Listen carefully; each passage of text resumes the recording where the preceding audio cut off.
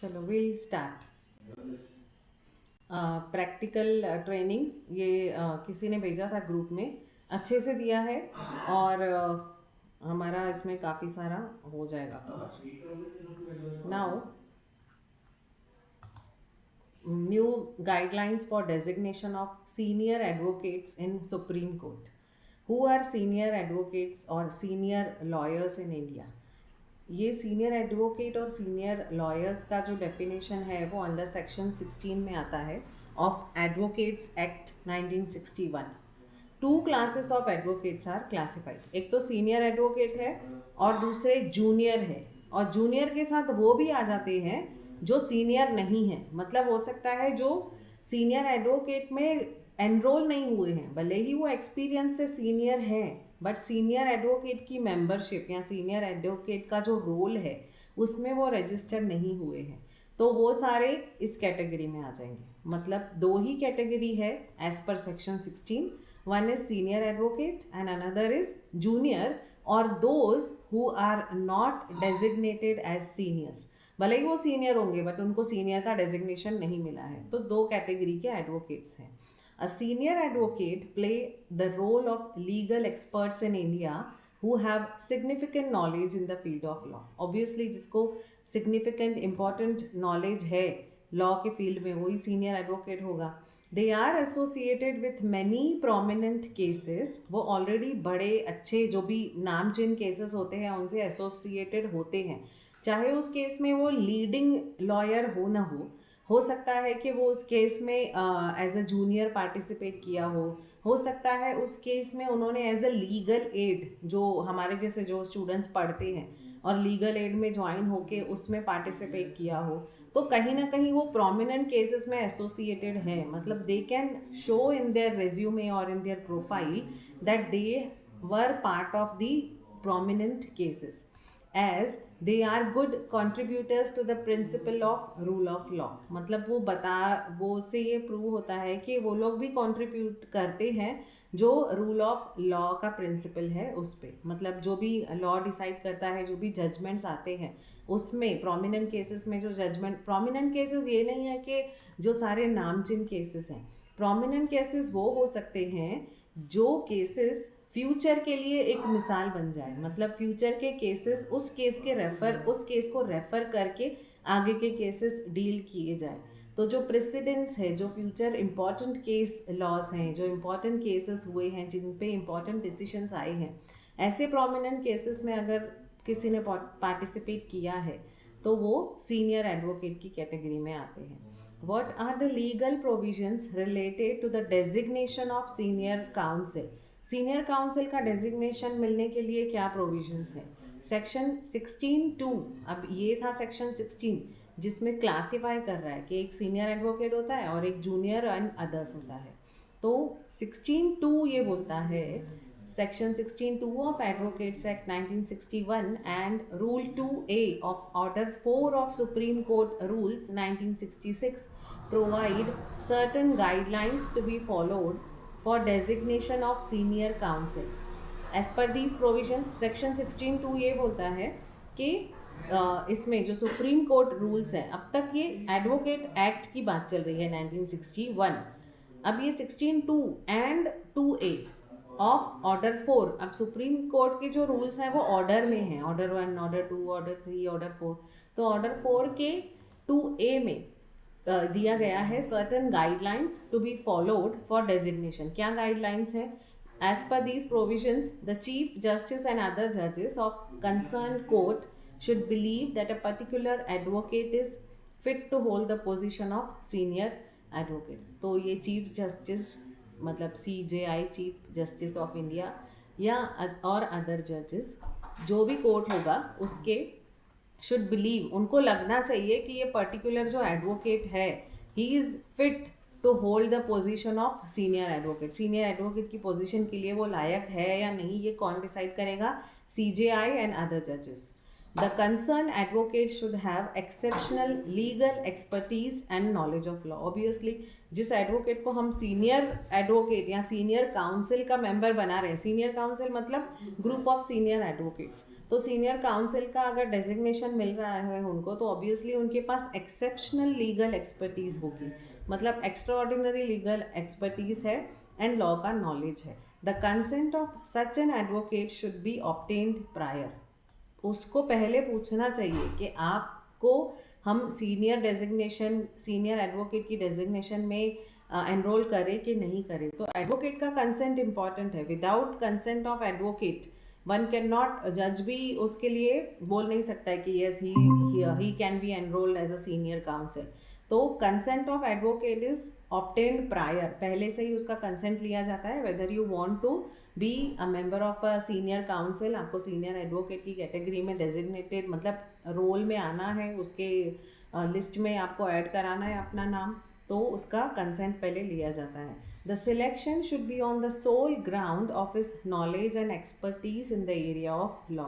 तो ये जो सिलेक्शन होगा ये सिर्फ कौन से बेसिस पे होगा, मतलब कहने का मतलब मेरिट पे होगा, उसका जो एक्चुअल में नॉलेज है और उसका एक्सपर्टीज़ है उसके बेसिस पे ही होगा. कोई भी बाइज्ड से, कोई भी पार्शलिटी से, कोई भी अपनी पहचान लेके सीनियर काउंसिल में ऐड नहीं हो सकता है. What are the restriction imposed on senior advocate. तो सीनियर एडवोकेट पे क्या रेस्ट्रिक्शन है.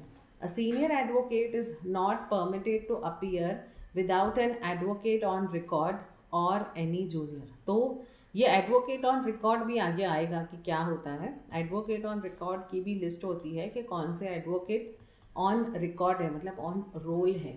तो सीनियर एडवोकेट जो हैं वो, senior advocate is not permitted to appear without an advocate on record और एनी जूनियर. तो ये सीनियर एडवोकेट बिना एडवोकेट ऑन रिकॉर्ड के कोर्ट में अपीयर नहीं कर सकते हैं. इसका मतलब ये है कि सीनियर एडवोकेट जो है वो एक्चुअली में जो केस होंगे उसको वो लड़े, एक्चुअली में उस पर डिबेट नहीं करेंगे सीनियर एडवोकेट. उनके लिए वो सिर्फ वहाँ पे as a senior, as a supervisor या एज अ कंसल्टेंट उनके लिए खड़े रहेंगे. और वो जो केस है एक्चुअली में वो केस कौन अपीयर कर रहा होगा, मतलब डिबेट कौन कर रहा होगा, एडवोकेट ऑन रिकॉर्ड और कोई जूनियर. तो जूनियर को सपोर्ट करने के लिए, एडवोकेट ऑन रिकॉर्ड को सपोर्ट करने के लिए सीनियर एडवोकेट होगा. तो इसका मतलब ये हुआ कि ये सीनियर एडवोकेट पे रेस्ट्रिक्शन है कि वो खुद ही जाके अपीयर नहीं हो सकता है बिना एडवोकेट ऑन रिकॉर्ड और बिना जूनियर के. ये इनमें से कोई एक होना चाहिए तो ही वो जाके अपीयर कर सकता है केस को. ही और she is refrained from drafting pleadings, और ना ही उसको प्लीडिंग ड्राफ्ट करना है. तो ये रेस्ट्रिक्शन है सीनियर एडवोकेट पे कि he is not allowed to draft pleadings और एफिडेविट्स बिफोर एनी कोर्ट और authority mention under section 30 of act. तो सेक्शन 30 ऑफ एक्ट में अभी जो आगे आएगा हम देखेंगे कि सेक्शन 30 के एक्ट में जो भी मेंशन है उनके लिए जो सीनियर एडवोकेट हैं वो ड्राफ्टिंग नहीं कर सकते, एफिडेविट नहीं बना सकते. आगे आएगा कि वो हैंड रिटन ये नहीं कर सकते, प्लीड नहीं कर सकते, मतलब जो कंप्लेन है वो हैंड रिटन सीनियर एडवोकेट नहीं करेगा. वो रेस्ट्रिक्शन है उन पे. दो इसको हम एज अ रेस्ट्रिक्शन नहीं भी देखें हम तो ये भी दे सकते हैं कि सीनियर एडवोकेट को प्रिविलेज है कि वो ये सब काम नहीं करेगा. He is refrained from drafting pleadings or affidavits before any court or authority mentioned under section 30. वही तो he or she shall not accept directly from a client any brief or instruction to appear in an court. तो ये first point में ही पता चल रहा है कि सीनियर एडवोकेट डायरेक्टली अपीयर नहीं करेगा केस को. इसका मतलब कि ये कि वो सिर्फ एडवोकेट ऑन रिकॉर्ड और जूनियर को सपोर्ट करेगा एज अ सीनियर. तो इसीलिए सीनियर एडवोकेट को अलाउड नहीं है कि वो क्लाइंट से डायरेक्टली बात करे और क्लाइंट से इंस्ट्रक्शन ले, कि क्लाइंट से बात करे कि क्या है, क्या केस चल रहा है नॉल. तो वो उसको ये सब नहीं करना है. He is always to support and guide advocate on record and junior advocates. तो he is not allowed to directly take any guidance और instruction from the client. A senior can not file any pleading. वो खुद कोई भी pleading को file नहीं कर सकते और रिप्रेजेंट हिज क्लाइंट, अपने क्लाइंट को रिप्रेजेंट भी नहीं कर सकते. अगर उसका कोई क्लाइंट है भी तो he will ask advocate on record to represent his client, and then he can be a senior advocate in that case, nor can draft an application by his own handwriting. Senior advocate अपनी handwriting में application भी draft नहीं कर सकता, ना ही अपने client को represent कर सकता है, और ना ही अपने क्लाइंट के बिहाफ पे कोई भी प्लीडिंग फाइल कर सकता है। वो किसको करना है? एडवोकेट ऑन रिकॉर्ड को। The senior advocate must maintain a code of conduct, जो उसका कोड ऑफ कंडक्ट है, जो उसकी डिग्निटी है, वो उसको मेंटेन करनी है, डिफरेंट फ्रॉम अदर एडवोकेट्स, क्योंकि उसकी जो डिग्निटी है वो बाकी एडवोकेट्स से अलग है। He is a senior to them, तो he will not be doing कि अपनी हैंडराइटिंग में उसने एप्लीकेशन ड्राफ्ट करके दे दी, या फिर उसने किसी का केस क्लाइंट से बात किया, इंस्ट्रक्शन ले लिया कि क्या करना है क्या नहीं, वो उसको करना ही नहीं है। ही इज़ एट थोड़ा higher level, so for this reason he is not allowed to do thing. तो इसीलिए ये सारे रेस्ट्रिक्शंस हैं सीनियर एडवोकेट्स पे।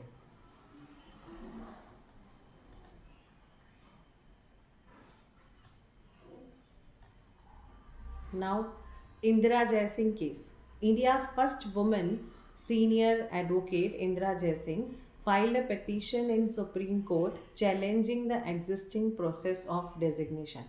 तो जो ये अभी जो डेजिग्नेशन प्रोसेस है, या फिर जो पहले डेजिग्नेशन प्रोसेस चल रहा था, उस प्रोसेस को चैलेंज किया इंदिरा जयसिंह ने, जो फर्स्ट वुमेन सीनियर एडवोकेट थी। सो MCQ में आ सकता है कि who was the first women senior advocate, तो Indira Jaising, and she filed a petition in supreme Court challenging the existing process of designation. ये जो सीनियर वुमेन सीनियर एडवोकेट का डेजिग्नेशन है, उस प्रोसेस को उन्होंने चैलेंज किया था।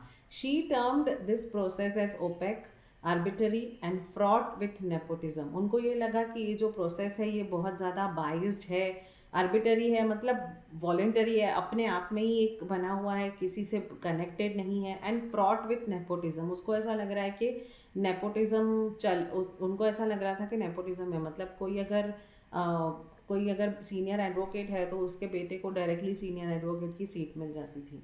Short greater transparency in the process of designation. तो शी सॉट कि उसमें ट्रांसपेरेंसी होनी चाहिए, जो डेजिग्नेशन का प्रोसेस है वो अनबायस्ड होना चाहिए, इम्पार्शियल होना चाहिए, और प्रॉपरली मेरिट के हिसाब से होना चाहिए, मतलब जो जिसका क्वालिफिकेशन है उस हिसाब से होना चाहिए।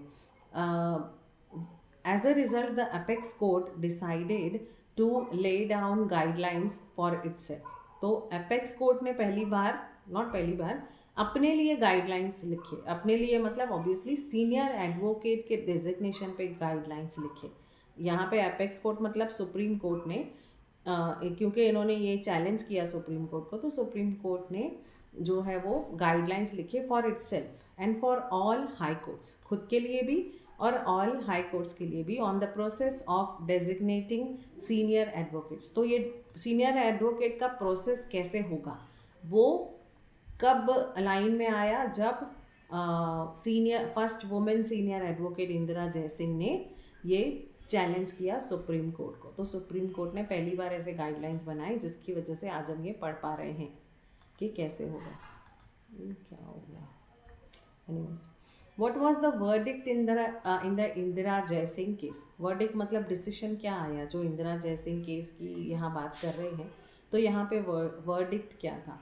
A judgment decided the setup, a permanent committee, there should be a permanent committee and a permanent secretariat, मतलब एक permanent secretary होना चाहिए और permanent committee होनी चाहिए।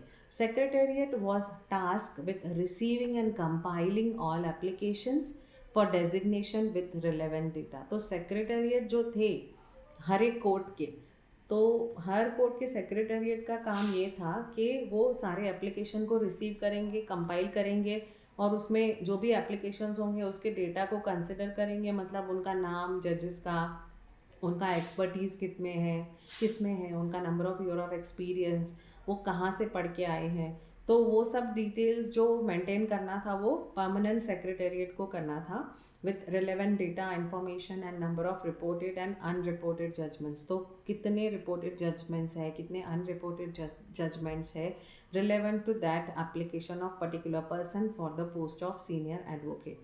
Besides creating permanent bodies, the verdict laid down the procedures and assessment criteria। तो ये Indira Jaising case की वजह से पॉसिबल हुआ कि because she challenge the supreme court, for this reason ऐसा वर्डिक्ट आया, ऐसा डिसीजन आया जिसमें प्रोसीजर लिखा था कि व्हाट विल बी, जो अभी तक हम लोग पढ़ेंगे और अभी तक वैलिड है, कि what is the procedure and what is the assessment criteria, how they will finalise, how they will assess, how they will calculate कि कौन डेजिग्नेशन प्रोसेस कैसे होगा, कौन सीनियर एडवोकेट के लिए लायक है कि नहीं है. तो every such thing was decided due to this case. What do the new guidelines say? तो न्यू गाइडलाइंस में स्पेशल पॉइंट्स क्या है कि minimum age to apply for senior advocate designation, minimum age 45 है अगर किसी को सीनियर एडवोकेट की डेजिग्नेशन पे आना है तो. बट ये जो एज है वो रिलैक्सेशन का पावर्स सीजीआई को है, चीफ जस्टिस ऑफ इंडिया को, और सुप्रीम कोर्ट के जज को ये पावर है कि अगर किसी को, अगर उनको लगता है कि ये जज ये अगर एडवोकेट, कोई एडवोकेट ऐसा है जो ही is not 45 years of age, he is, say for example he is 38 or he is 36, but still अगर सुप्रीम कोर्ट को या सीजीआई को लगता है कि येस ही इज़ मतलब ही इज़ लायक है, वो he is having that calibre कि वो जो है वो सीनियर एडवोकेट की डेजिग्नेशन पे आ सकता है, तो दैट केस में ये एज रिलैक्सेशन का पावर है सीजीआई को और सुप्रीम कोर्ट को. अगर उनको लगेगा तो they can recommend the advocate name. Only 2 people can recommend, one is CGI, one is supreme court जज, अगर एज बार से कम के लिए जाना है तो. हाँ, लेकिन अगर 45 का एज है, अदरवाइज गाइडलाइन ये बोलता है कि मिनिमम 45 का एज होना चाहिए. The 2017 guidelines say that the CJI along with any judge can recommend an advocate name for designation. अब बाकी जो है 45 इयर्स का एज है, नॉर्मल है, तो उसमें सीजीआई भी उनका नाम नॉमिनेट कर सकता है और एनी जज, कोई भी जज नाम नॉमिनेट कर सकता है. एज रिलैक्सेशन के लिए हो तो सीजीआई और supreme court, but not age relaxation. Normally जो 45 इयर्स प्लस है या मिनिमम 45 इयर्स है, अगर उनको अपना नाम डलवाना है फॉर अ सीनियर एडवोकेट, और एल्स जजेस सोच रहे हैं कि ये जो एडवोकेट्स हैं वो सीनियर एडवोकेट की कैटेगरी में आनी चाहिए, तो सीजीआई जो है वो किसी जज के या फिर विथ एनी कोई भी और जज के साथ रिकमेंड कर सकते हैं एडवोकेट का नेम, कोई भी एडवोकेट का नेम जो भी उनको सही लगेगा. However, in 2023 guidelines specified that the CJI along with any judge of Supreme Court may recommend in writing the name of advocate for designation. अब 17 तक क्या था कि CJI with any judge, कोई भी जज चलेगा, बट 2023 रिसेंटली ये आया है कि CJI अलॉन्ग विथ एनी जज, बट जज कहाँ का, सुप्रीम कोर्ट का, कोई भी सिविल कोर्ट का, कोई भी कोर्ट का जज नहीं चलेगा. CJI एंड सुप्रीम कोर्ट का जज, वो दोनों मिलके ही रिकमेंड कर सकते हैं कि कौन जो है वो सीनियर एडवोकेट की डेजिग्नेशन के लिए एलिजिबल है.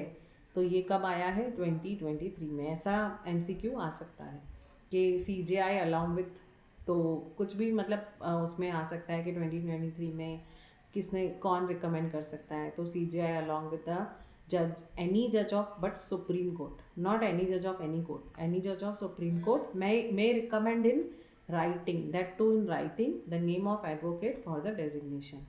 Marks set aside for publications. Earlier the guidelines started that 15 marks were set aside for publications.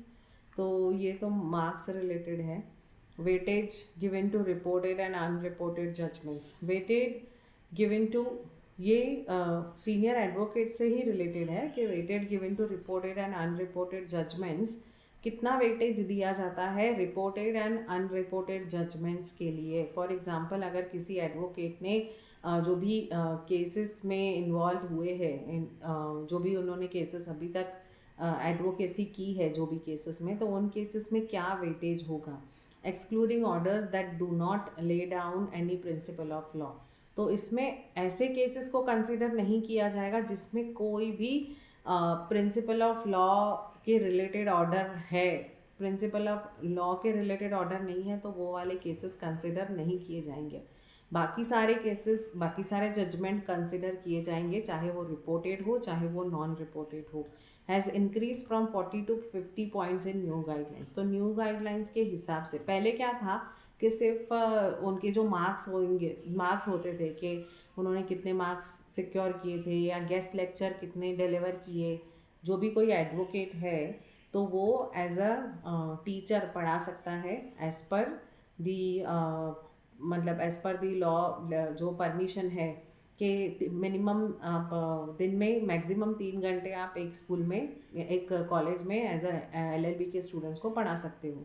तो वो आप कर सकते हो अलॉन्ग विथ योर रूटीन जो आप प्रैक्टिस करते हो उसके साथ। तो अगर आपने गेस्ट लेक्चर दिए हैं delivered in schools and law professional institute, ऐसा कुछ आपने किया है, तो ऐसे केसेस में भी ये भी पॉइंट्स आपकी कंसिडर होगी अगर आपको सुप्रीम कोर्ट का सीनियर एडवोकेट बनना है। तो सीनियर एडवोकेट की डेजिग्नेशन के लिए अगर आपको बनना है तो उसमें ये जो मार्क्स का ये है, उसमें ये मार्क्स दी जाती है कि कौन से बेसिस पे ये डिसाइड करते हैं कि उन्होंने कितने गेस्ट लेक्चर दिए हैं, मतलब कितना उन्होंने ऑनररी भी काम किया है, लोगों को पढ़ाया है, पब्लिकेशन ऑफ एकेडमिक आर्टिकल्स, कितने आपने बुक्स लिखे हैं, कितने आपने एकेडमिक आर्टिकल लिखे हैं, एक्सपीरियंस ऑफ टीचिंग असाइनमेंट्स कि कुछ आपने टीचिंग किया है in the field of law. However, new guidelines state that only 5 marks, ये इन दोनों में से 5 मार्क्स ही मिली जाती है। देखिए 15 marks were set aside for publications, ये अर्लियर पहले की बात है इसीलिए मैंने स्क्रॉल डाउन किया था, but I feel it's important कि अर्लियर 50 पब्लिकेशंस के लिए 15 मार्क्स दी जाती थी पहले, कि आपने कितने बुक्स पब्लिश किए हैं, कितने आपने बुक्स लॉ के बारे में आपने कितना आपका ज्ञान है, उसके बारे में आपने कितना लिखा है, आपने कितने एडिटर बने हो आप, तो वो उस पर 15 मार्क्स थे। बट न्यू गाइडलाइंस में सिर्फ 5 मार्क्स हैं, वो भी इन दोनों को मिला के। एक तो पब्लिकेशन, आपने कितने एकेडमिक आर्टिकल लिखे हैं, नए स्टूडेंट्स के लिए आपने कितनी टीचिंग करवाई, टीचिंग का आपका असाइनमेंट्स कितना है उस पर, और गेस्ट लेक्चर आपने कितने दिए हैं लॉ स्कूल्स में, इन दोनों को मिला के उस पर 5 मार्क्स हैं। लेकिन सबसे ज़्यादा वेटेज किसको दिया गया है कि आपके रिपोर्टेड एंड अनरिपोर्टेड जजमेंट कितने हैं, तो उस पर 40 to 50 पॉइंट्स है न्यू गाइडलाइंस के हिसाब से। तो ऑब्वियसली कि मेन इम्पॉर्टेंट ये नहीं है कि आपने मतलब अभी के हिसाब से ऐसा है कि इम्पॉर्टेंट ये नहीं है कि आपने कितने बुक्स पब्लिश किए हैं, तो ऐसे तो कोई भी बुक्स कुछ भी पब्लिश कर लेगा, लेकिन लोग पढ़ने भी तो चाहिए। बट ये है कि पब्लिकेशंस पे भी मार्क्स है, but publication along with the guest lectures उस पर 5 मार्क्स है, एंड मेजर जो है वो आपकी रिपोर्टेड एंड अनरिपोर्टेड जजमेंट्स पे मार्क्स है। What are the guidelines being changed, कौन से गाइडलाइन चेंज हुए हैं? In February 2023 the central government sought to change guidelines for designation of senior lawyers. Senior lawyers के डेजिग्नेशन के लिए 2023 में ये सारे जो चेंजेस हैं वो आए हैं। पहले 2017 में गाइडलाइंस इशू हुए थे, इसके पहले these guidelines were issued by supreme court. अब दिस इज़ इम्पॉर्टेंट कि इंदिरा जयसिंह का जो केस हुआ, जो इंदिरा जयसिंह ने चैलेंज किया था सुप्रीम कोर्ट को, तो तब सुप्रीम कोर्ट ने गाइडलाइन दिए थे 2017 में, बट उसके बाद सेंट्रल गवर्नमेंट ने अपने गाइडलाइंस दिए हैं February 2023 में। The designation guidelines for lawyers are based on point based system. अभी जो है वो पॉइंट बेस्ड सिस्टम है, ये जो 40 to 50 पॉइंट्स या 15 यहाँ पे मार्क्स है, वो आप पॉइंट्स समझ के चलो कि 15 पॉइंट्स किस पे है, 5 पॉइंट्स इस पे हैं कि कितने पब्लिकेशन है, कितने गेस्ट लेक्चर्स दिए हैं। तो the designation guidelines for the lawyers are based on a point based system which awards 40% weightage to publication, personality and suitability gauged through the interview. तो 40% तो इंटरव्यू, मतलब 40% जो डिसाइड होगा वो इन सब चीज़ों को मिला के होगा। एक तो आपने पब्लिकेशंस कितने किए हैं, आपकी पर्सनालिटी कैसी है, आप सूटेबल हो कि नहीं उस चीज़ के लिए, और ये सूटेबिलिटी कैसे गेज होगी, मतलब कैसे कैलकुलेट होगी, थ्रू दी पर्सनल इंटरव्यू। तो जो फेस टू फेस इंटरव्यू होगा उसमें, और आपकी पर्सनालिटी कैसी है वो भी obviously face to face interview से पता चलेगा, एंड आपके पब्लिकेशंस क्या क्या है। इन तीनों चीज़ों को मिला के 40% वेटेज जो है वो इस पे दिया गया है कि कौन जो है वो सीनियर एडवोकेट सीनियर काउंसिल में आ सकता है, सीनियर एडवोकेट में आ सकता है। The centre argued that this system is subjective. Centre मतलब सेंट्रल गवर्नमेंट ने आर्ग्यू किया कि ये जो सिस्टम है ये सब्जेक्टिव है, इनइफेक्टिव है and dilutes the esteem and dignity of honour being conferred traditionally. Centre के हिसाब से ये जो है ये सब्जेक्टिव है, मतलब सब्जेक्ट बेस्ड है कि किसी का अगर पर्सनालिटी अच्छा है, किसी का इंटरव्यू अच्छा है, तो फिर वो अच्छे से सीनियर एडवोकेट बन सकता है। अकॉर्डिंग टू सेंटर कि ये इनइफेक्टिव है और ये डाइल्यूट करता है the esteem and dignity of honour being conferred traditionally. तो ट्रेडिशनली जो लॉ की परिभाषा थी वो चेंज हो गई है। सेंटर का ये आर्ग्यूमेंट है कि ये जो आपने मार्क्स वेटेज और ये सब बनाया है वो इनइफेक्टिव है। It pointed to the rampant circulation of bogus and sham journals which people can publish their articles. तो इसकी वजह से क्या हुआ कि कोई भी पब्लिश अपने आर्टिकल्स पब्लिश कर रहे हैं, कुछ भी कोई भी नोट्स बना के सिर्फ जस्ट दिखाने के लिए कि आई एम अ पब्लिकेटर, मतलब मैंने पब्लिश किया है कुछ, I am also a editor, I am also a writer, without any academic evaluation. उसमें कोई एकेडमिक एवेल्यूएशन नहीं है, कंटेंट क्या है, क्वालिटी ऑफ आर्टिकल भी अच्छा नहीं है। तो इसीलिए सेंट्रल ये सोचता है कि ये चीज़ें जो है वो इनइफेक्टिव है।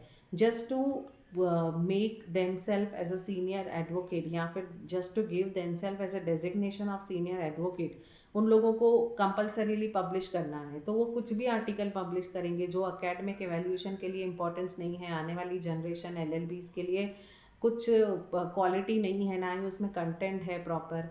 The centre also sought to reinstate the rule of simple majority by secret ballot. तो सेंट्रल ने ये भी किया कि रीइंस्टेट मतलब वापस से वो रूल लेके आते हैं जहाँ पे सीक्रेट बैलेट से, सीक्रेट जो वोटिंग सिस्टम होता है, बैलेट सिस्टम होता है, उस सिस्टम से मेजॉरिटी से जज कर, मतलब जज कर सकते हैं इन द सेंस कि फाइंड आउट कर सकते हैं, कैलकुलेट कर सकते हैं कि किसको ज़्यादा वोट्स मिले, and that can be a senior advocate. where the judges can express their views about the suitability of any candidate without any embarrassment। अगर ये वोटिंग सीक्रेट होगी तो जजेस भी without any बाइसनेस, without any partiality, वो बिना कोई एम्बेरसमेंट के किसी को पता ही नहीं चलेगा उन्होंने किसको वोट किया है। तो सारे जजेस अगर वोट करेंगे, से फॉर एग्जांपल जितने भी कैंडिडेट्स ने नॉमिनेशन दिया है या जितने भी कैंडिडेट्स का नाम नॉमिनेशन के लिए आया है, उनमें से अगर से फॉर एग्जांपल 20 कैंडिडेट्स हैं, उनमें से अगर 7 ही सिलेक्ट होने हैं, क्योंकि 7 की ज़रूरत है, तो 7 अगर सिलेक्ट होने हैं और अगर सीक्रेट बैलेट सिस्टम है, सीक्रेट वोटिंग सिस्टम है, तो उसमें जजेस कैन एक्सप्रेस देयर व्यूज़ और सूटेबिलिटी ऑफ कैंडिडेट भी पता चलेगी विदाउट एनी एम्बेरसमेंट। कोई जज को कोई एम्बेरसमेंट नहीं होगा कि मैं इसका साइड ले रहा हूँ या इसका नहीं ले रहा हूँ। तो दिस सेंटर को लगा कि ये जो सिस्टम है सीक्रेट बैलेट सिस्टम का, वो रीइंस्टेट करना चाहिए, फिर से लेके आना चाहिए। The existing guidelines discourage the system of voting by secret ballot except in case where it is unavoidable. But अभी के जो एग्जिस्टिंग गाइडलाइंस थे तब, उन्होंने वहाँ उनके हिसाब से एग्जिस्टिंग गाइडलाइंस के हिसाब से कि वोटिंग सिस्टम वो भी सीक्रेट बैलेट से इज़ नॉट रियली मतलब entertain, it's not really considered. तो उसको डिस्करेज किया गया इस सिस्टम को, except in cases where it was unavoidable. सिर्फ वहाँ पे जहाँ पे it is unavoidable to use any other method, वहाँ पे सीक्रेट बैलेट सिस्टम जो है वो कंसिडर किया जाता है। नाउ 7 लैम्प्स ऑफ एडवोकेसी, ये बहुत इम्पॉर्टेंट है एग्ज़ाम पॉइंट ऑफ व्यू से भी और जनरली भी, जिसको भी एक्चुअली में कोर्ट में जाके एडवोकेसी करनी है या नहीं भी करनी है, बिकॉज इस प्रोफेशन के बारे में अगर कुछ पता चलता है, एडवोकेसी के बारे में कुछ पता चलता है, तो 7 लैम्प्स बोलते हैं इम्पॉर्टेंट है। एक्चुअली 7+1 है, it is set 7 lamps, but 7+1 lamps हैं। हम लोग देखेंगे आगे क्या है। Advocacy is a honourable profession, honourable profession है of course. Advocates are part and parcel of court, तो एडवोकेट कोर्ट का ही हिस्सा है। their efforts solve the conflicts in the society। Advocates के एफर्ट्स की वजह से सोसाइटी में कॉन्फ्लिक्ट सॉल्व होते हैं। ऑब्वियसली अगर एडवोकेट्स नहीं हो तो कॉन्फ्लिक्ट सॉल्व ही कैसे होंगे। एडवोकेट्स एडवोकेट करते हैं, मतलब डिबेट करते हैं या किसी के साइड आके बोलते हैं, डिफेंड करते हैं, तो ही कॉन्फ्लिक्ट सॉल्व होते हैं. Advocates defend the rights and liabilities. They hold a unique place in society. Advocacy is not a craft but a calling. Advocacy कोई कला नहीं है. It's not a craft, it's not a art, but a calling, a profession wherein devotion of duty constitute the hallmark. तो जहाँ पे आपकी duty के लिए डिवोशन, मतलब एकदम डेडिकेशन जहाँ पे आप देते हो, ऐसा प्रोफेशन है जहाँ पे डिवोशन टू ड्यूटी, ड्यूटी के लिए आपका पूरा डिवोशन होगा. तो उस वजह से ही इस जो प्रोफेशन है उसकी एक पहचान है. In the case of J.S. Jadhav versus Mustafa Haji Mohammad Yusuf, the Honorable Supreme Court of India observed that advocacy is not a craft but a calling, a profession wherein devotion to duty constitutes the hallmark. The sincerity of performance, जो advocate की sincerity होगी performance में, and the earnest of endeavor are two wings that will bear aloft the advocate to the tower of success. तो advocate को अगर success चाहिए तो उसको ये दो चीज़ें इंपॉर्टेंट है. एक तो सिंसेरिटी और उसका जो अर्नेस्टनेस है, अर्नेस्टनेस ऑफ एंडेवर जो है, तो बहुत हाई फाई भाषा में ये लिखा हुआ है इन शॉर्ट कि आप जो भी आपका जो प्रोफेशन है उसको आप प्योर मतलब ये बोल सकते हैं ना कि वाइजली भी कर रहे हो और एकदम ऑनेस्टी के साथ भी कर रहे हो. दो चीज़ें हैं, वाइजली एंड ऑनेस्टली भी कर रहे हो. तो जो है advocacy is not a craft, ये तो वही है जो यहाँ पे लिखा था. The sincerity of performance and earnestness of endeavor are two wings that will bear aloft, जो अलग करके रखेगा किसी भी एडवोकेट को to the tower of success के लिए. Given these virtues, other qualifications will follow of their own account. This is the reason why legal profession is regarded as noble one.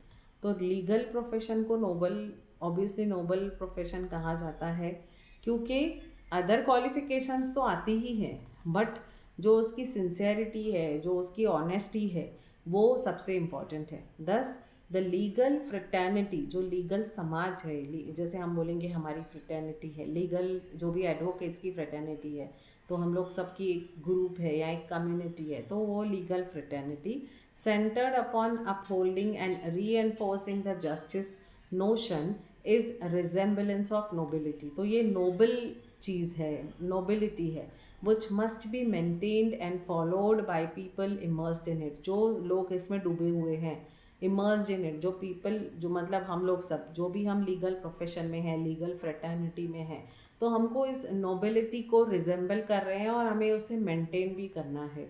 जो ऑनेस्टी है, जो नोबल है, इसकी जो गरिमा है, उसको प्रिजर्व करके रखना है, मेंटेन करके रखना है. In general parlance ethics deals, ethics मतलब मॉरल वैल्यूज़, हमारे क्या सही है क्या गलत है, एथिकल चीज़ें, moral ethics deals with required qualities that encompass a well founded standard of righteous behaviour.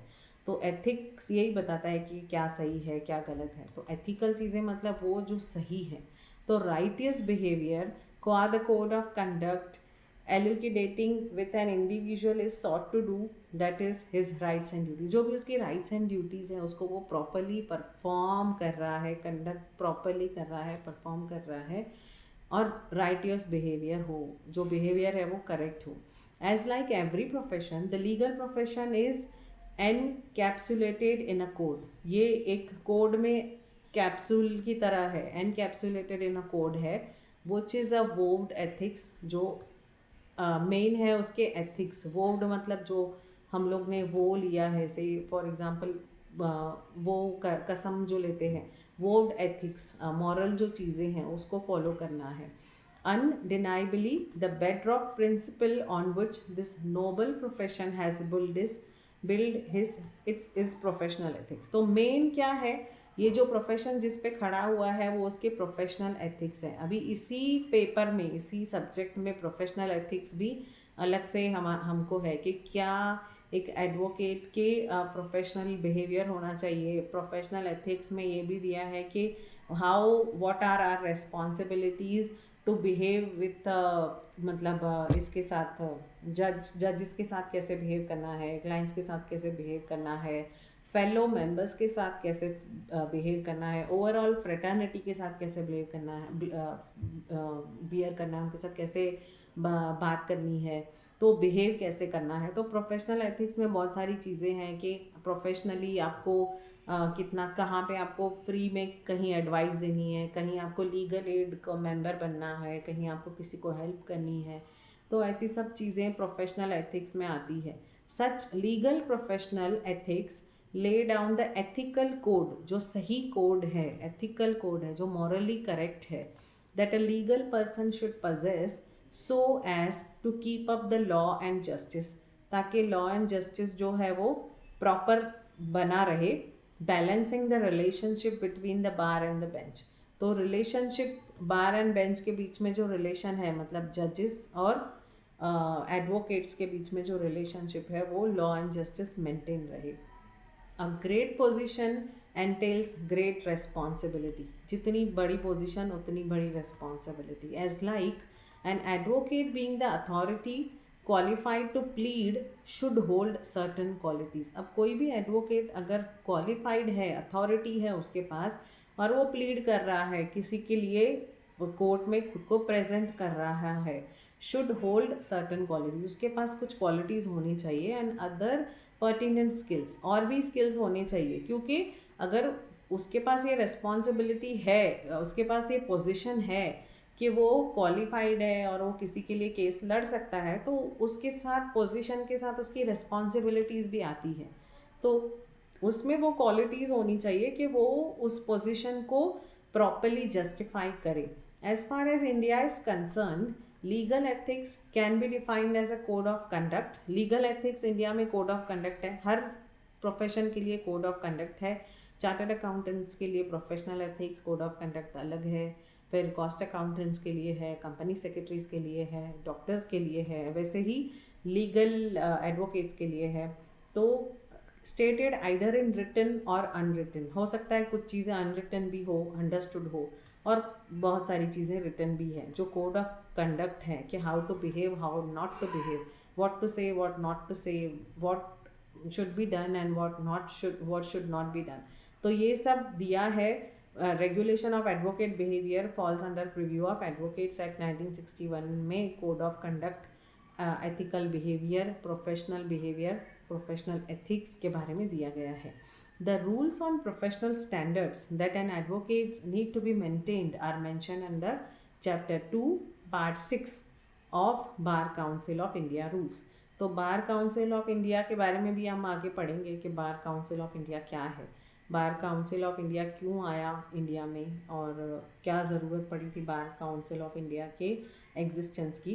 तो ultimately bar council of India के पार्ट 6 के सेकंड चैप्टर में दिया गया है कि किसी भी एडवोकेट के प्रोफेशनल स्टैंडर्ड के रूल्स क्या हैं, क्या रूल्स उसे फॉलो करने हैं।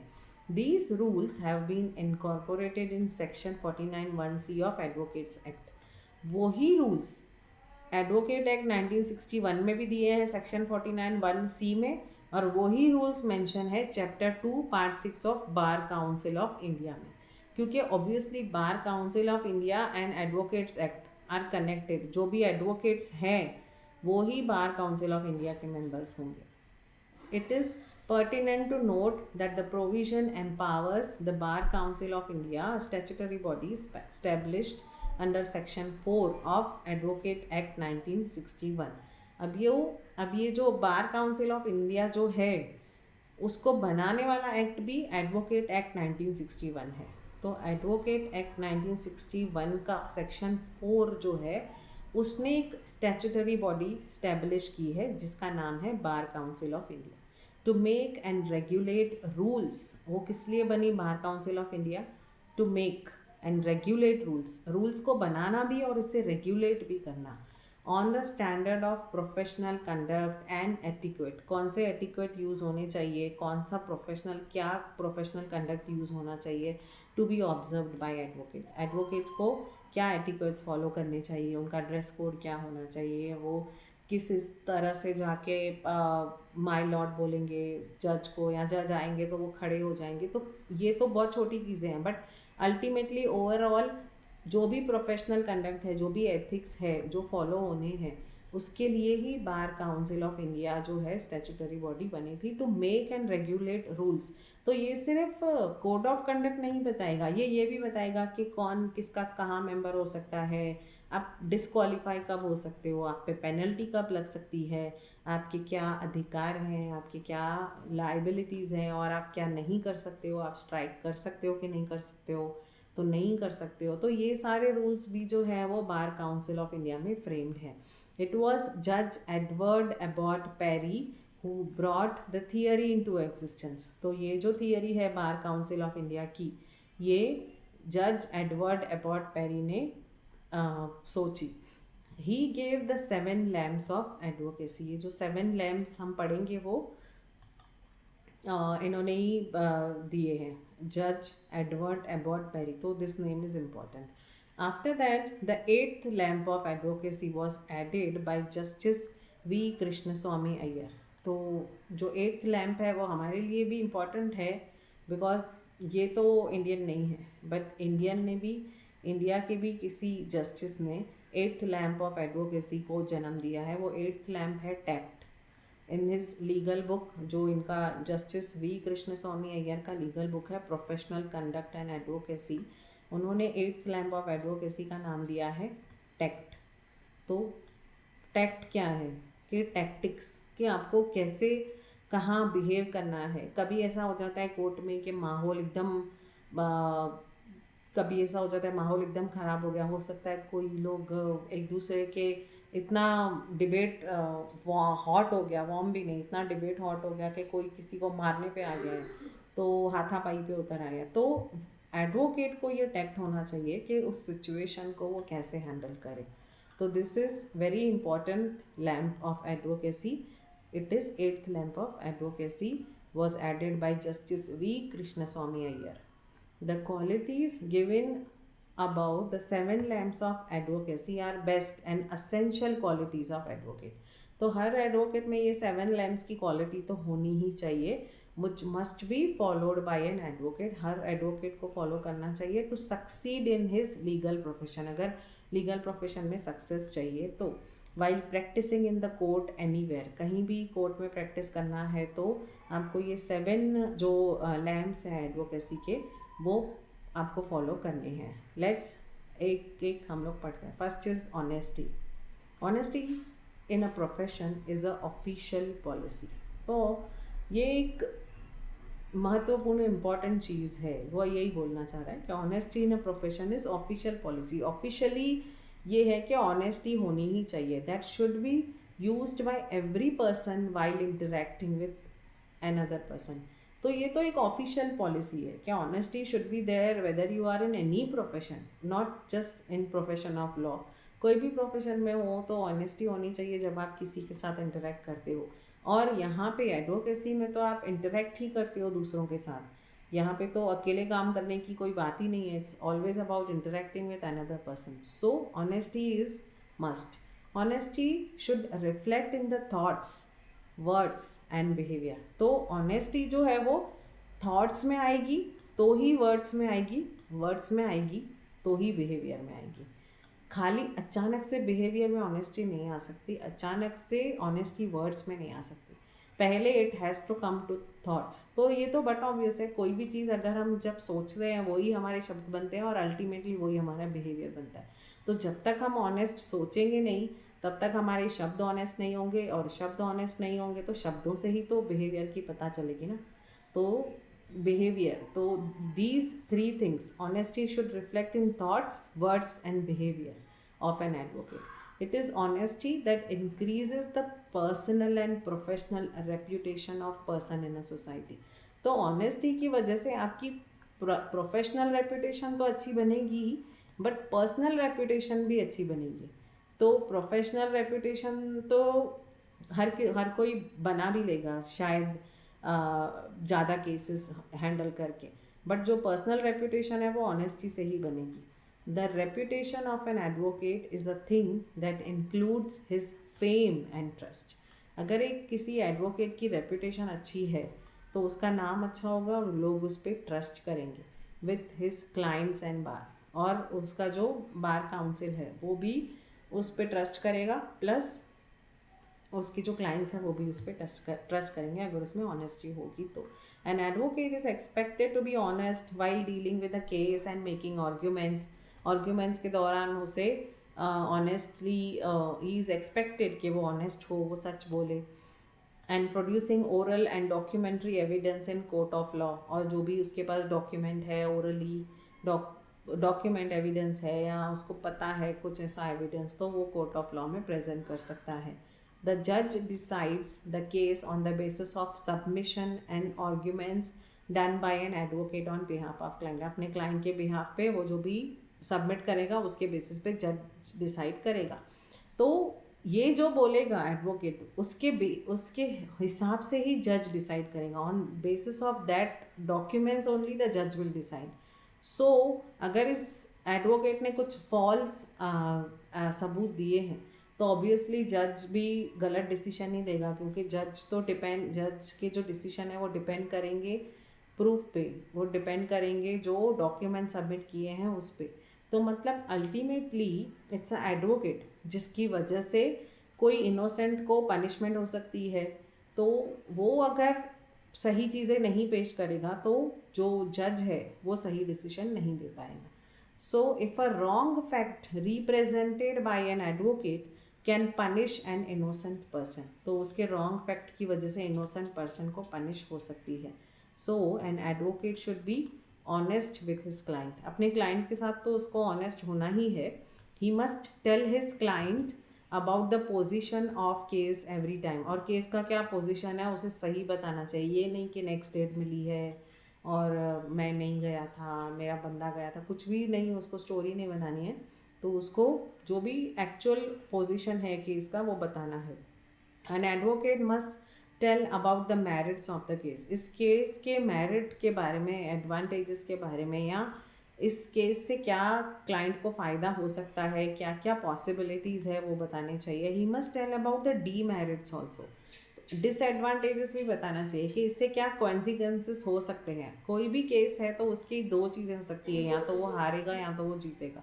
तो हारेगा तो उसके क्या कॉन्सिक्वेंसेस होंगे, क्या उसके मतलब क्या क्या उसको लॉस हो सकता है, और अगर वो जीतेगा तो क्या उसको फ़ायदा हो सकता है कि मैक्स टू मैक्स ये नुकसान हो सकता है, ज़्यादा से ज़्यादा ये फ़ायदा हो सकता है। तो it's a duty of advocate कि वो जो भी सच है about the merits and demerits बताए अपने क्लाइंट को। If an advocate is going to lose the case in court he should talk about this. अगर उसे लगता है कि वो केस को हारने वाला है, अभी लास्ट हियरिंग बाकी है या 2 हियरिंग बाकी है, उसे लग रहा है कि हम केस हारने वाले हैं, तो he should be honest with his client और उसे बताना चाहिए। ऑनेस्ट विथ अपोजिशन, तो सिर्फ क्लाइंट के साथ ऑनेस्ट नहीं हो, वो अपोजिशन के साथ भी ऑनेस्ट हो, लॉ के साथ भी ऑनेस्ट हो, तो ही डिसीजन सही आएगा जज का। An advocate should be honest even with his opposition party, अपने अपोजिशन पार्टी के साथ भी वो ऑनेस्ट हो। He should not give any false fact, तो कुछ भी गलत फैक्ट नहीं देना चाहिए उसको, क्योंकि उस पर डिपेंड करेगा केस का डिसीजन।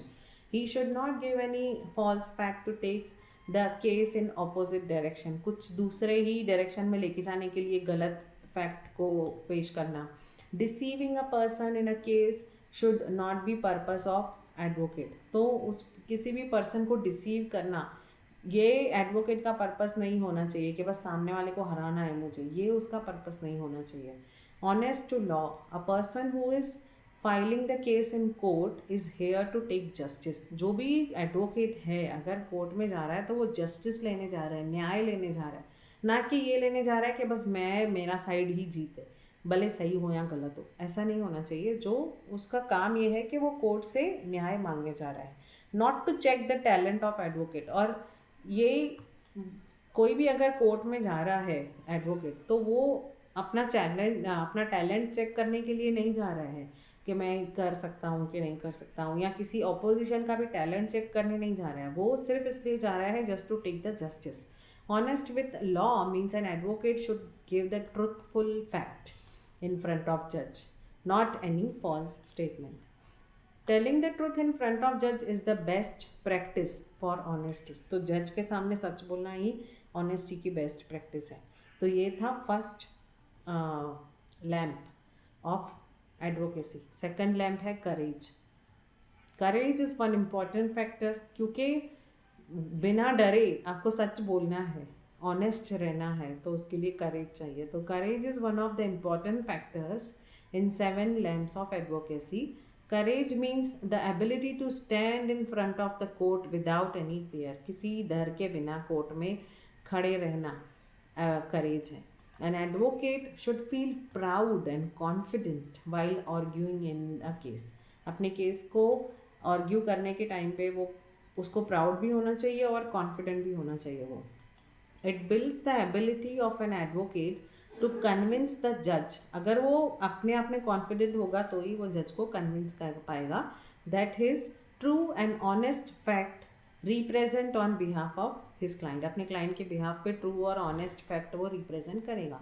उस चीज़ का उसको प्राउड भी होना चाहिए और वो कॉन्फिडेंटली भी आगे बढ़ना चाहिए, तो ही वो बोला जाएगा कि उसके पास करेज है। Sorry. A lawyer faces many problems while dealing with civil litigation or criminal litigation. तो lawyers को बहुत सारे problems आते हैं civil litigation के टाइम पे, criminal litigation के टाइम पे। He should have courage to stand in that case and remove these problem fearlessly. तो उसको ये problems fearlessly वो रिमूव करे, इसलिए उसको करेज होना चाहिए to stand in that case. He should, क्योंकि उसके लिए प्रॉब्लम आ सकती है ऑपोजिशन से, बाहर से, कहीं से भी धमकियाँ भी आ सकती है, तो उसके पास करेज होना चाहिए। एडवोकेट ये नहीं बोल सकते कि वो डर गया। He should have been ready to fight all the problems and social evils. कुछ भी सोशल इवल्स है, कहीं से प्रेशर है, कहीं कोई सोशल इवल्स मतलब कुछ गुंडे वगैरह हैं, वहाँ से कुछ थ्रेट है, तो he should be ready to fight. Advocates can use courage as their weapon. उनका सबसे बड़ा वेपन जो है वो करेज है, but for that they must have a deep knowledge of law. Not all cases are easy for handling with. An advocate can get the case related to murder, material rape, abatement, child labor, etc. He should have courage to take every kind of case. तो एक advocate को करेज होना चाहिए कि हर तरह का case वो ले सके, क्योंकि हर तरह का केस ईजी नहीं होता है, बट अगर एडवोकेट में करेज होगा तो वो हर तरह का केस ले सकेगा। Now industry. Ignorance of law is not an excuse. Law को इग्नोर करना एक्सक्यूज़ नहीं है। He must have the knowledge of law for which he is dealing in case. वो ये नहीं बोल सकता है कि लेबर लॉ को तो मैंने पढ़ा नहीं था, मुझे नहीं पता। नहीं पता एक्सक्यूज़ नहीं है।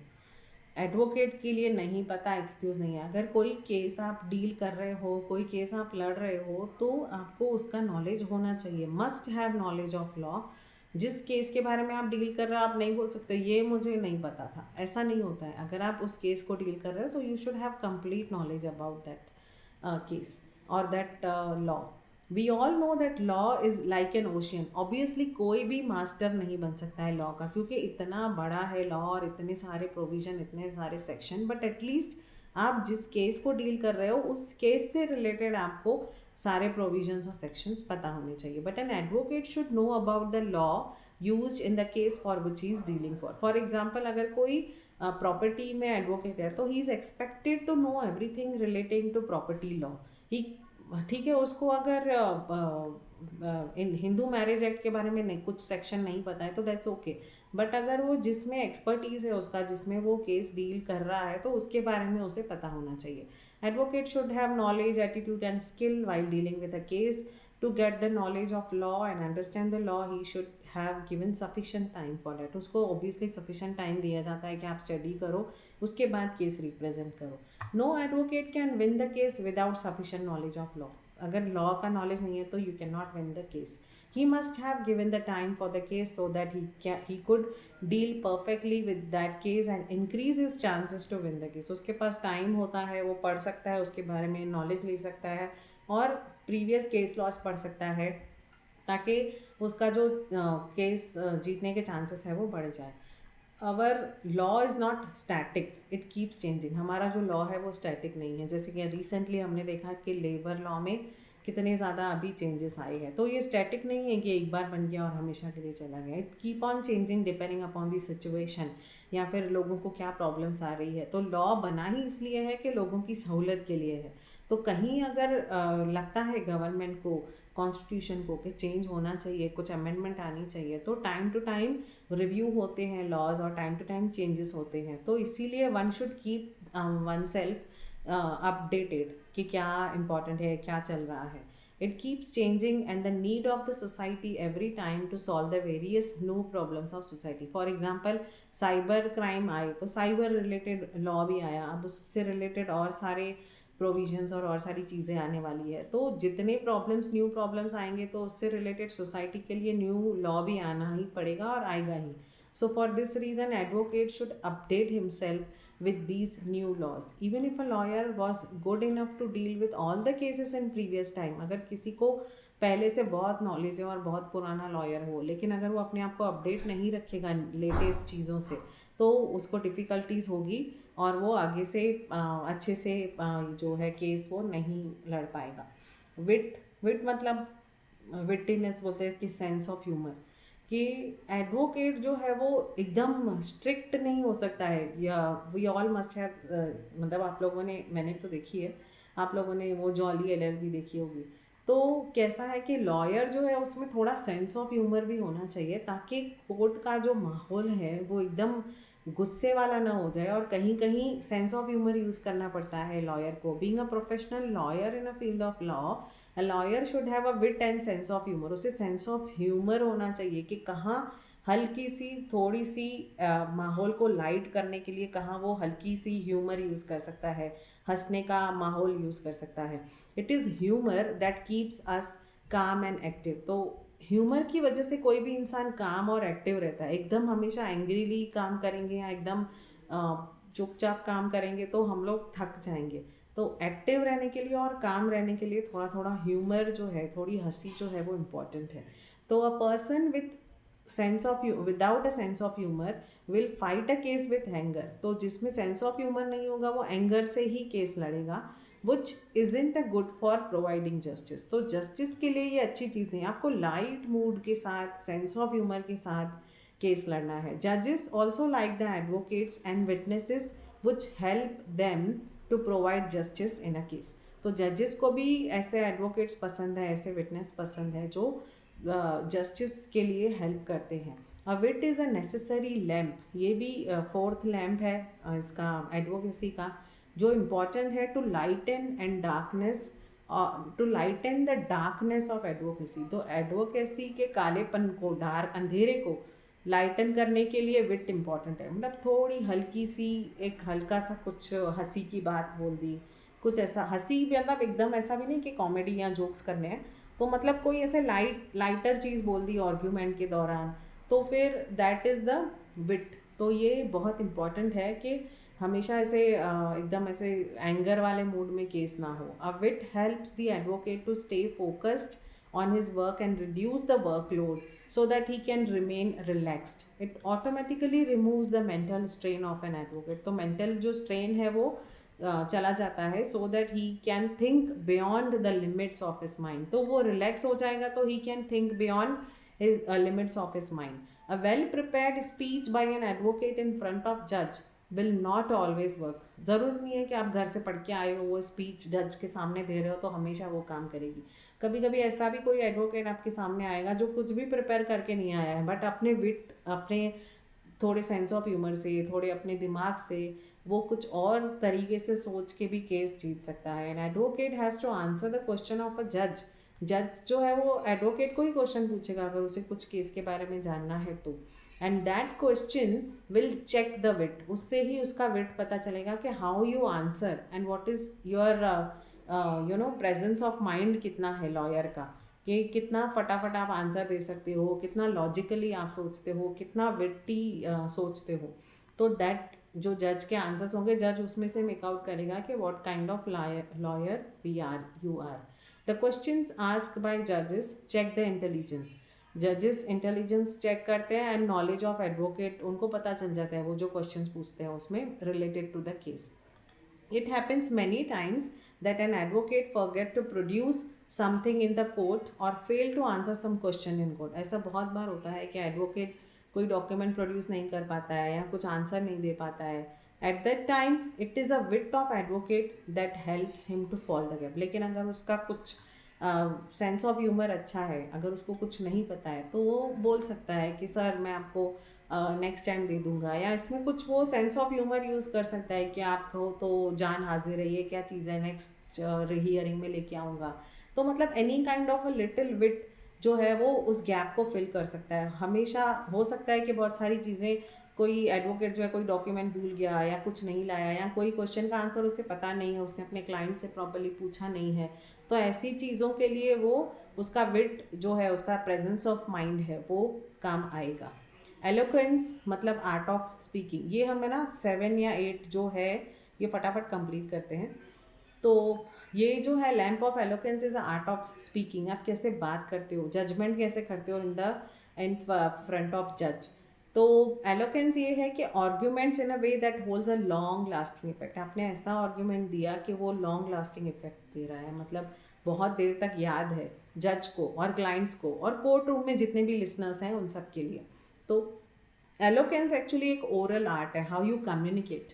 तो आपका फ्लुएंट होना चाहिए, आपकी भाषा स्किलफुल होनी चाहिए, use of communication, basically words का संग्रह होना चाहिए. बहुत सारे वर्ड्स, अगर हमको वर्ड ही नहीं मिलेंगे तो हम प्रेजेंट क्या करेंगे, तब नहीं कर सकते ना वर्ड, उसको क्या बोलते हैं, इसको क्या बोलते हैं, तो दैट डजंट वर्क.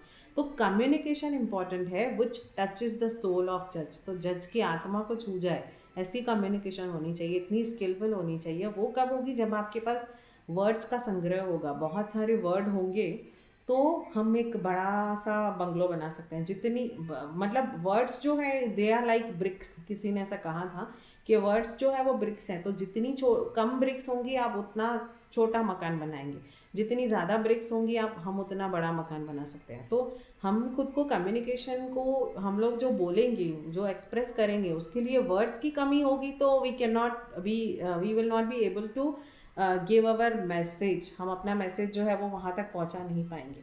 तो an advocate who has a good knowledge of advocacy can use the eloquence knowledge for fluent speaking. तो स्किल्ड स्पीकर होना चाहिए, वो कॉन्फिडेंट होना चाहिए, फ्लुएंट होना चाहिए, एरर फ्री, मिस्टेक्स नहीं होनी चाहिए, बार बार सॉरी सॉरी नहीं बोलना चाहिए. This speech given by advocate should be effective. वो ड्रामेटिक नहीं हो, ऐसा नहीं लगे कि कोई ड्रामा की बातें याद करके आ रहा है. और एबिलिटी टू पॉज हिमसेल्फ, कहाँ रुकना है ये भी बहुत इंपॉर्टेंट है. कहाँ पे रुकना है ये बोलने से भी ज़्यादा इम्पॉर्टेंट है.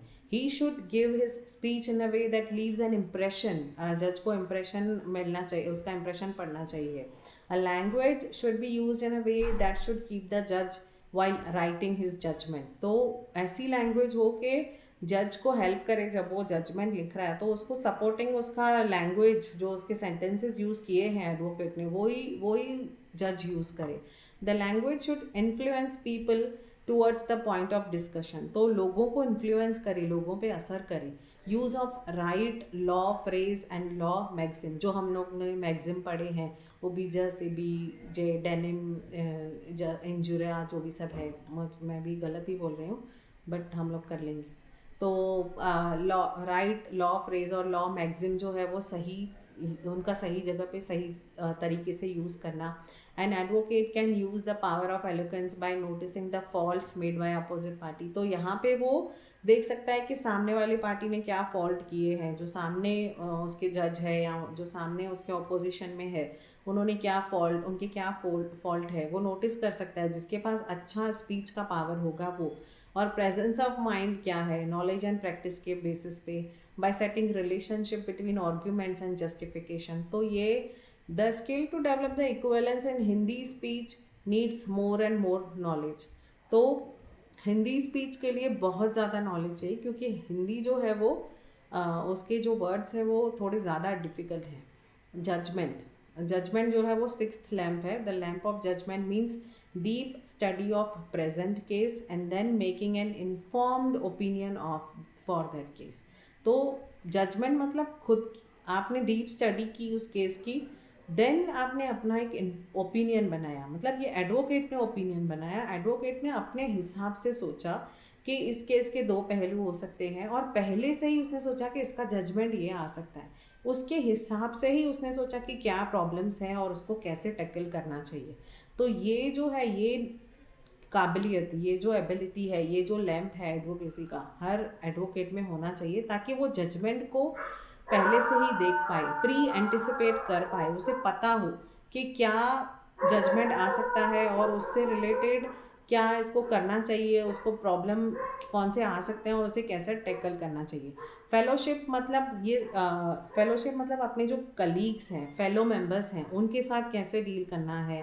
ऐसा नहीं है कि उनके साथ आपस में फ़ाइट करनी है या आर्ग्यूमेंट करना है, तो आर्ग्यूमेंट भी है तो वो सिर्फ कोर्ट तक ही सीमित है, केस तक ही सीमित है। केस जब आपकी आर्ग्यूमेंट हो गई उसके बाद वो उसके फ्रेंड ही है, ऐसा नहीं है कि उसको वो रेस्पेक्ट नहीं करेगा या उसके साथ वो हमेशा के लिए दुश्मनी कर लेगा, ऐसा कुछ भी नहीं है। वो सिर्फ आर्ग्यूमेंट कर रहे हैं जस्ट फॉर द जस्टिस, वो जो उस केस के जस्टिस के लिए वो आर्ग्यूमेंट कर रहे हैं। रियल में वो लोग फ्रेंडली रिलेशनशिप होना चाहिए अपने फेलो जो मेंबर्स हैं उनके साथ, सारे अलग अदर एडवोकेट्स के साथ, अपोजिट इवन जिनके साथ वो आर्ग्यू कर रहे हैं, तो वो आर्ग्यूमेंट कोर्ट हॉल में ख़त्म हो गया, उसके बाद जाके वो आर्ग्यूमेंट नहीं कर सकते। They can be friends outside the court, तो वो सिर्फ केस रिलेटेड ही आर्ग्यूमेंट है। उनका फेलोशिप जो है वो उनकी फ्रेंडशिप को बॉदर नहीं करना चाहिए।